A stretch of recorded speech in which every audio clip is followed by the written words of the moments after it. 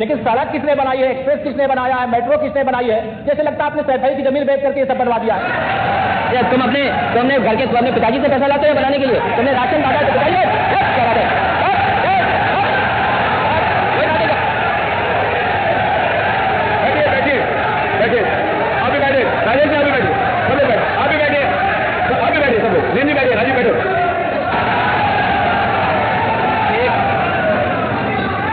एक घंटे से अधिक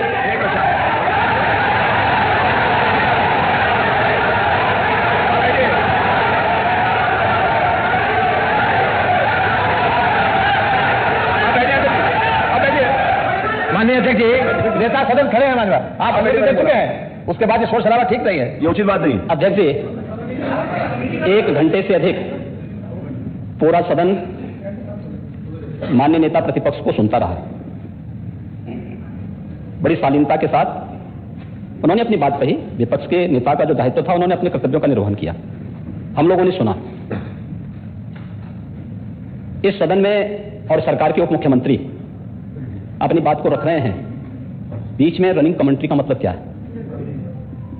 और दूसरा, एक सम्मानित नेता के खिलाफ असभ्य शब्दों का प्रयोग हो, तो शब्द का प्रयोग हो, ये ठीक नहीं है।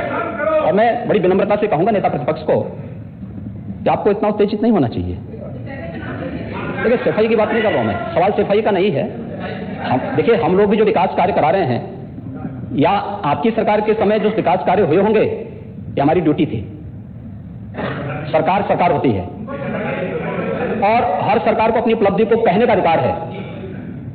माननीय उप मुख्यमंत्री जी ने बिल्कुल सही कहा कि विकास, आपने कहा, आप विकास की जब चर्चा हुई तो उन्होंने जो बातें कही बिल्कुल ठीक ढंग से की। आपके यहाँ के दूसरे नेता या जब माननीय उप मुख्यमंत्री का यहां पर भाषण संपन्न होता, उसके बाद अपनी बात आप लोग कह सकते थे।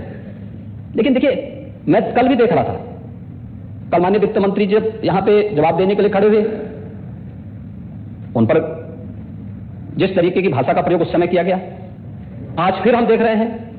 देखिए, लोकतंत्र में हर सदस्य को सदन में अपनी बात रखने का पूरा अधिकार है, और अगर आप कहेंगे तो कैसे इस बात की अपेक्षा रखते हैं कि इस पार से उसका जवाब नहीं मिलेगा? पूरे 1 घंटे से अधिक समय तक पूरा सदन और खासतौर पर सत्ता पक्ष से जुड़े हुए सभी मान्य सदस्यों ने आपकी बात को बहुत ध्यान से सुना। देखिए, सहमत होना ना होना अपना विषय है, नहीं सवाल दूसरा नहीं। देखिए, सवाल, देखिए, सफाई भी इसी प्रदेश का हिस्सा। अध्यक्ष महोदय, सवाल ये नहीं है, मैं सुनने को तैयार हूं। बोल रहे हैं सफाई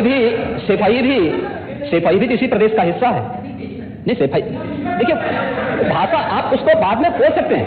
देखिए, हमारी सहमति असहमति हो सकती है, देखिए, हमारी असहमति असहमति हो सकती है किसी बात पर, हम बाद में इस बात को करेक्शन करा सकते हैं। लेकिन तो मैंने शब्द का प्रयोग नहीं किया जाना चाहिए और किसी भी असभ्य भाषा का प्रयोग नहीं होना चाहिए। और मैं माननीय अध्यक्ष जी से अनुरोध करूंगा कि अगर इस प्रकार की शब्दावली प्रोसीडिंग का हिस्सा बनी है तो कृपया उसको हटवा दें, क्योंकि ये गलत परंपरा होगी और मैसेज का देश के अंदर खराब जाएगा। हमें हमेशा इस बात को ध्यान में रखना होगा, सदन की मर्यादा का ध्यान हर हाल में बनाए रखना होगा। दूसरा, जब एक सदस्य बोल रहा हो, उस सदस्य के बीच और खासतौर पर उप मुख्यमंत्री बोल रहे हो, तो बीच में रनिंग कमेंट्री करना, बीच में धमकी देना, ये चीजें ठीक नहीं है। मुझे लगता है सदन की मर्यादाएं इससे आहत होती हैं, कोई भी इसको नहीं स्वीकार करेगा। और मैं विनम्रता से कहूंगा माननीय नेता प्रतिपक्ष को, उनका सम्मान है, वे सबसे बड़े विपक्षी दल के नेता हैं, और मुझे लगता है कि इस मर्यादा की अपेक्षा केवल सत्ता पक्ष से ही न करें, विपक्ष भी उस मर्यादा का पालन करेगा तो दोनों का सम्मान बना रहेगा, और ये सम्मान दोनों का बना रहे। देखिए, सहमति और सहमति लोकतंत्र की ताकत है। या आवश्यक नहीं, हम ये नहीं कहते हमारी बात से सहमत हूं, या मैं ये भी नहीं कह सकता कि मैं आपकी बात से सहमत हूं। जब मेरी बारी आएगी, मैंने तो पूरे 1 घंटे तक आपकी बात को सुना, मेरी बारी जब मेरे दल की ओर से मेरी बारी लगाई जाएगी, मैं उस दिन अपनी बात को यहां पे रखूंगा। मैंने आपके पूरे भाषण को इसलिए सुना ही नहीं, प्रोसीडिंग मंगाऊंगा, फिर देखूंगा, उसका पूरा जवाब भी दूंगा यहां सदन पे। और मैं उम्मीद करूंगा कि सभी विपक्षी नेतागण उस दिन यहां पर हमारे बात को भी सुनेंगे। लेकिन एक सरकार के वरिष्ठतम नेता में से एक और उप मुख्यमंत्री, जो लगातार दूसरी बार उप मुख्यमंत्री हो रहे हैं, उनके द्वारा अपनी बात को रखा जा रहा हो, मुझे लगता है शालीनता से हमें सुनना चाहिए। अगर हमें लगता है गलत हो रहा, लेकिन बहुत सारी चीजें अगर हम भी इस बात को कहते, बहुत सारी चीजें नेता प्रतिपक्ष भी ऐसी थी जो आपत्तिजनक हो सकती थी, हमने सुना नहीं, हमें जो स्वीकार करना होगा स्वीकार करेंगे और उसका जवाब देंगे भी। लेकिन बीच में इस तरीके की उत्तेजना दिखाना उचित नहीं है। देखिए, माहौल इससे खराब होता है और अनावश्यक रूप से बाहर मैसेज खराब जाता है। हमारे बारे में टिप्पणियां होती हैं, सदन के बारे में टिप्पणी होती है, हर एक सदस्य की मर्यादा भंग होती है और सदस्य की इसका सम्मान बाहर पार होता है, पब्लिक में इसका मैसेज खराब होता है और इस प्रकार की शब्दावली का प्रयोग न हो। अगर ये तो शब्द का प्रयोग हुआ है तो मैं आपसे अनुरोध करूंगा कि कृपया इसको सदन की प्रोसीडिंग का हिस्सा कतई न बनाने दिया जाए, क्योंकि आने वाले समय में नजीर बनेगा। फिर यही होगा जो इससे पहले सदन में होता रहा है, उस चीज को हर हाल में रोकना होगा। और मैं आपसे विनम्र अनुरोध करूंगा कि ये रनिंग कमेंट्री, बीच में धमकी देना, ये चीजें बंद होनी चाहिए। अच्छा होगा कि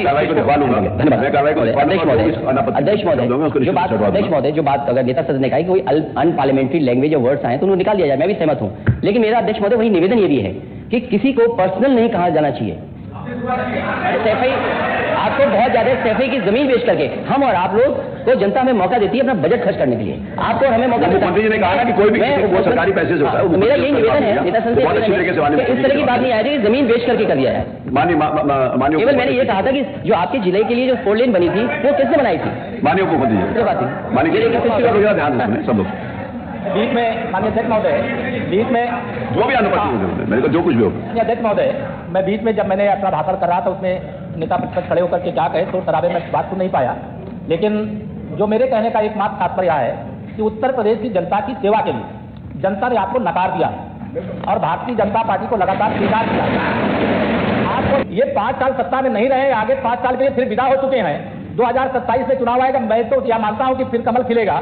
फिर आपका अभी कोई भविष्य इस समय नहीं है, लेकिन सड़क किसने बनाई है, एक्सप्रेस किसने बनाया है, मेट्रो किसने बनाई है? जैसे लगता है आपने सैफई की जमीन बेच करके ये सब बनवा दिया है।